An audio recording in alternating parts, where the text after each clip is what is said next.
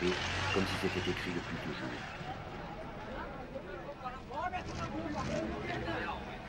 Vas-y mon gars.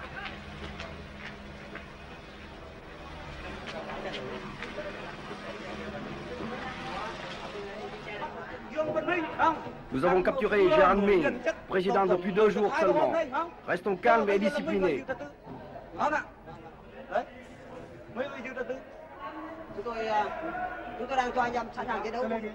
Je donne le pouvoir à ceux qui sont beaucoup plus mérités que moi.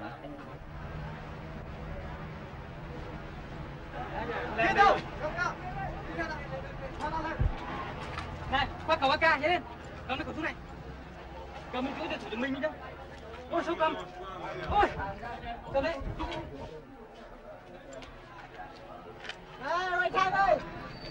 Quelques soldats perdus continuent à tirer. Ici, l'ancien hôtel de ville de Saigon.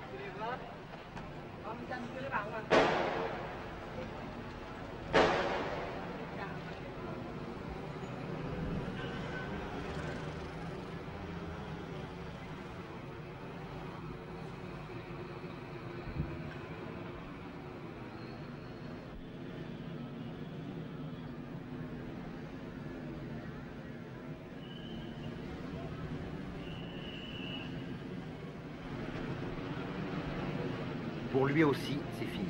Un colonel des forces de sécurité a tiré un trait sur l'ancien régime et sur sa vie qui ne voulait plus rien dire.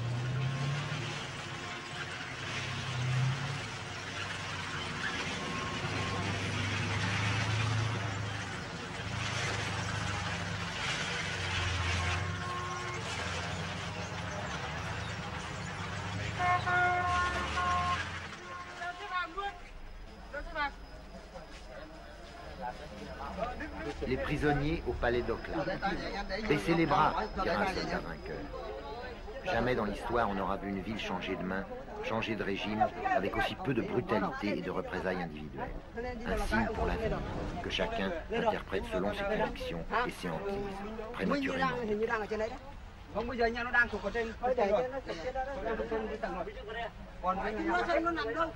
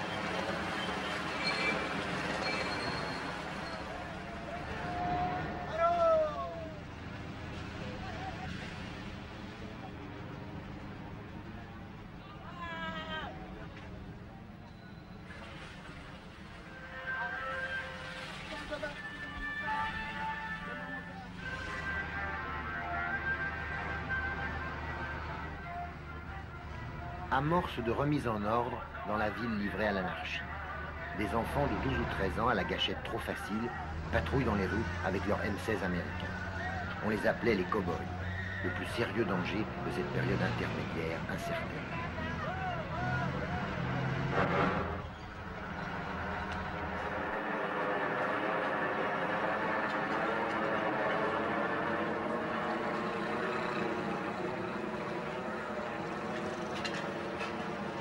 Les écoliers, pratiquement et symboliquement, nettoient Saigon de ses ordures passées. Nous faisons l'hygiène publique pour nettoyer la ville. Oui. Qu'est-ce qui vous a donné l'ordre de nettoyer la ville? Mais personne ne nous a donné l'ordre, mais par nous-mêmes, nous faisons ce travail. Nous avons transmis l'ordre à élève par élève et nous nous sommes réunis aujourd'hui quelques centaines d'élèves. Et nous proposons aujourd'hui de nettoyer le rectangle qui entoure notre école. Chers camarades et compatriotes, le gouvernement révolutionnaire provisoire a libéré Saigon et maintenant notre ville s'appelle Ho Chi Minh. Les petits hommes verts s'installent. Ils font connaissance avec Saigon, Saigon fait connaissance avec eux. La ville s'adapte grâce à sa traditionnelle souplesse. Elle joue le jeu de la victoire, un jeu qui ne sera pas sans lendemain. Parfois dans l'enthousiasme, parfois dans le doute. Malin, trop malin celui qui essaye déjà de faire la part des choses.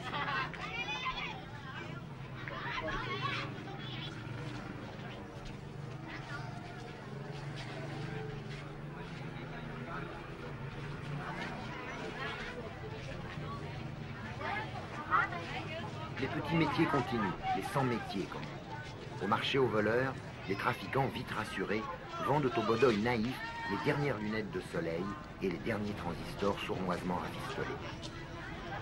Les jolies Saigonaises, qui avaient rangé un instant leurs décadents vêtements de couleur, ressortent tout leur charme.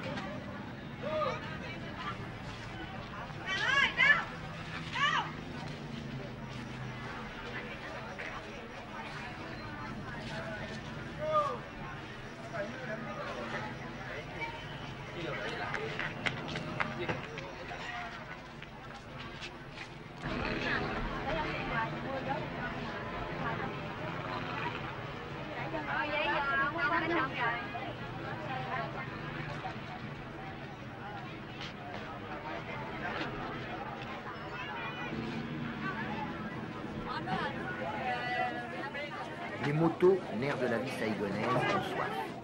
Des malins vendent de l'essence trafiquée au coin des rues, 2000 piastres le litre. La vie habituelle s'adapte et tente obstinément de durer avec ses petits trucs et ses petites libertés précieuses. Mais on sait qu'elle n'a qu'un temps, qu'un autre ordre, plus honnête et plus sévère, va s'installer.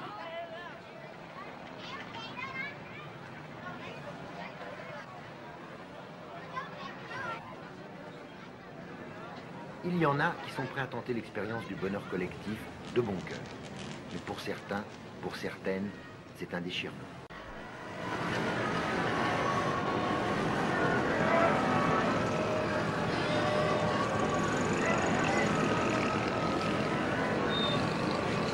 Superficiellement, Saigon n'a pas tellement changé. Il y a moins d'essence, mais il se débrouille pour rouler. Attentifs, plutôt débonnaires, les petits hommes verts, les bodoïs comme nous, sont partout dans la ville. Le climat est pacifique, avec des moments de tension, comme pendant les derniers jours qui ont précédé notre départ. Les combattants du Nord, responsables de la force de frappe révolutionnaire, puis les maquisards du Sud, découvrent une vie étrange, après tant d'années de danger mortel et d'austérité majeure. Les gens de Saigon s'apprivoisent au son des haut-parleurs qui diffusent assez lourdement des slogans dont personne ne veut.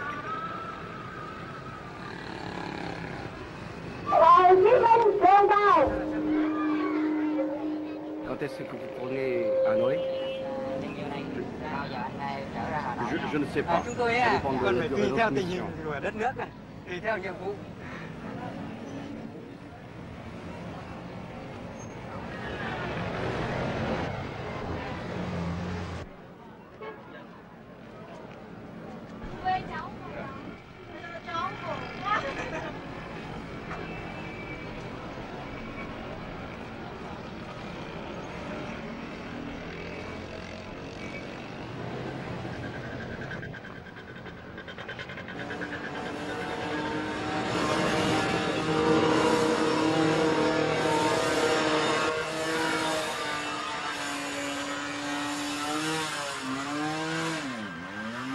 Leçon de conduite dans la ville. Les bodoïs rencontrent les choses de l'Occident.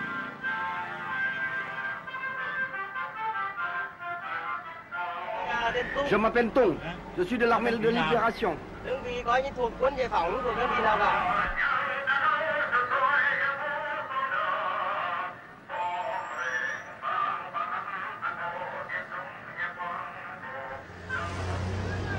Leurs missionnaires arrivent à Saigon qui leur fait bonne figure.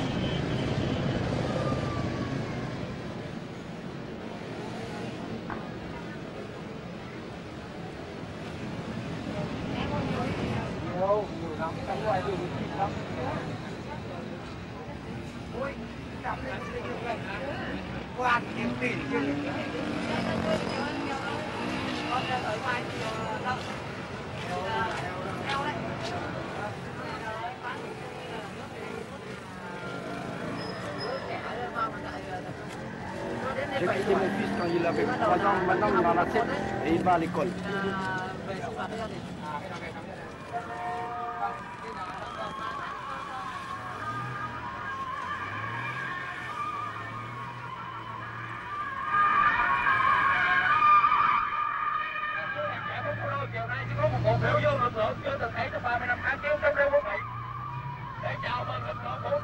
Devant le palais de Clap, partout dans la ville, naissent des manifestations ou des meetings plus ou moins spontanés. Toute une éducation politique qui commence. Curieux, disponible, les Saïgonais sont bons élèves.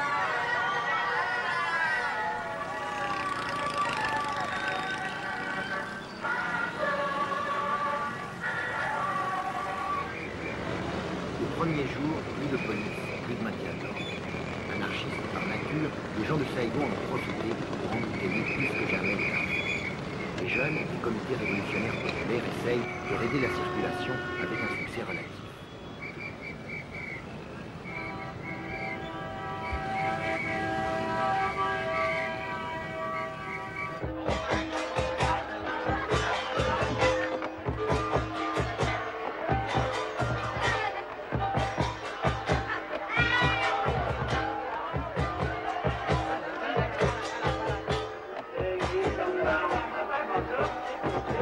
Les grandes manifestations permettent à la foule de Saïgon d'assimiler les slogans et d'apprendre l'enthousiasme de masse. On y ressent le soulagement de la paix, une indiscutable fierté, une ivresse d'indépendance et aussi l'inquiétude d'une nouvelle sorte de vie peut-être trop bien réglementée.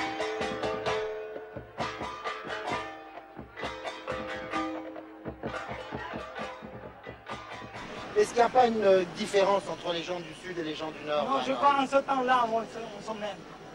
On dit que les gens du Nord sont plus sévères, non? Avant, maintenant, Maintenant, pas du tout? oui, pas du tout. Ça vous inquiète pas qu'il y ait tous les gens du Nord, hein? Je crois maintenant il est un pitié pour les gens du Nord. Un du Sud, pardon. On ne sait pas, mais on se libre, je suis content maintenant. Vous n'avez pas peur du communisme? Oh, je ne peux rien, ouais. Je suis libre dans mon pays, je dois accepter ça. Madame Gobatan, personnalité bien connue de la Troisième Force, exprime l'espoir d'une démocratie socialiste originale pour le Sud-Vietnam. Elle représente sans aucun doute, confusément, l'opinion de la majorité de ses concitoyens.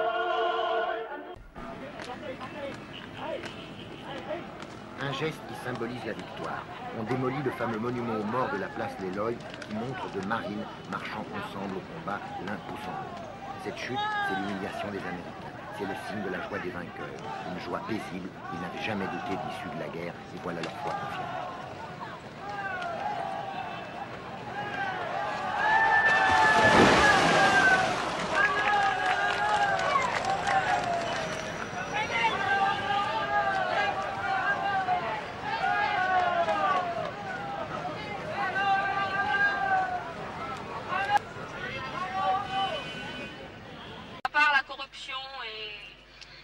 Et si le gouvernement est dur, qu'est-ce que vous allez faire? On va essayer d'accepter au début. Si vraiment on ne peut pas accepter, soit peut-être qu'il y aura une révolte ou si tout le monde est courageux. Ou alors si tout le monde accepte d'accepter, accepte de supporter la vie dure là, il y aura une petite somme qui va essayer de se suicider pour essayer de raccourcir la vie, et puis c'est tout. Et puis les autres, ils restent, ils mènent leur vie dure comme ils veulent.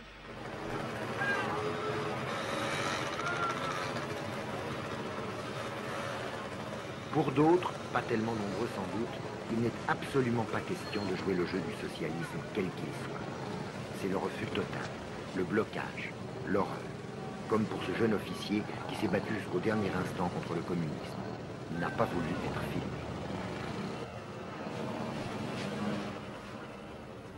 Tant que la liberté existe encore au Vietnam,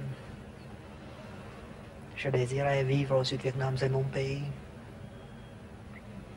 Je prenais la défense de mon pays en tant que soldat. Ce qui veut dire que je ne porte pas les habits militaires pour défendre le régime de Thieu. C'est un régime pourri, mais tout le monde y retrouve son compte. À vrai dire, c'était une mode de vie qu'on a appris à vivre avec. Il y avait beaucoup de liberté dans cette pourriture. Je porte les habits militaires pour défendre mon pays contre le communisme. Je prends la défense de ma liberté, de la liberté de ma famille. Et cette liberté, hélas, ça n'existe plus. Avec le Front de Libération Nationale, avec les communistes, il n'existe plus de liberté. On n'a pas été libéré. On est fait prisonnier. Et on subira toutes les conséquences. Il n'existera plus de liberté. Et les Européens, ceux qui pensent que c'est une libération, se trompent. Il n'y a pas de libération. Il y a une conquête. On a perdu la guerre. On a été trahis. On a combattu pour rien. Et maintenant, on se demande quel sort sera réservé à nous tous. Nous, les Vietnamiens libres. Nous qui avons combattu contre le communisme. Nous qui avons reçu une instruction comme il faut.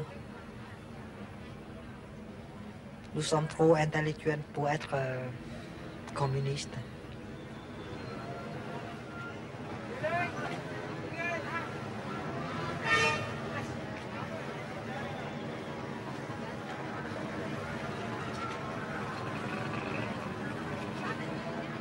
C'est un travail collectif. Et ce qui est important, c'est que ce sont nous qui décidons .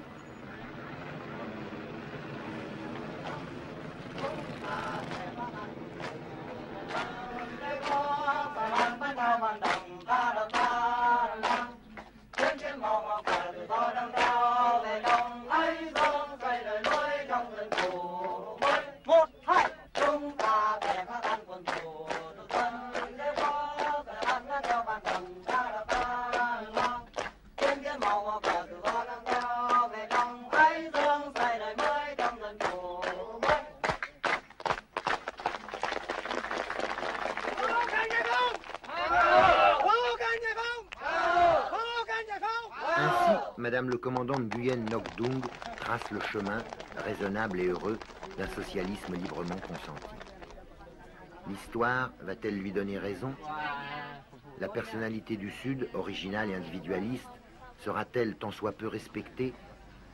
L'unification du Vietnam se fera-t-elle en douceur, avec l'approbation de tout un peuple fier d'avoir retrouvé la paix et la dignité?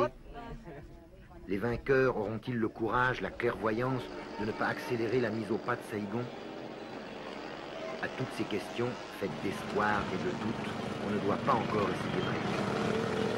La Bastille a été prise il y a un mois à peine, le siège, la révolution commence en pleine. Hãy subscribe cho kênh Ghiền Mì Gõ để không bỏ lỡ những video hấp dẫn.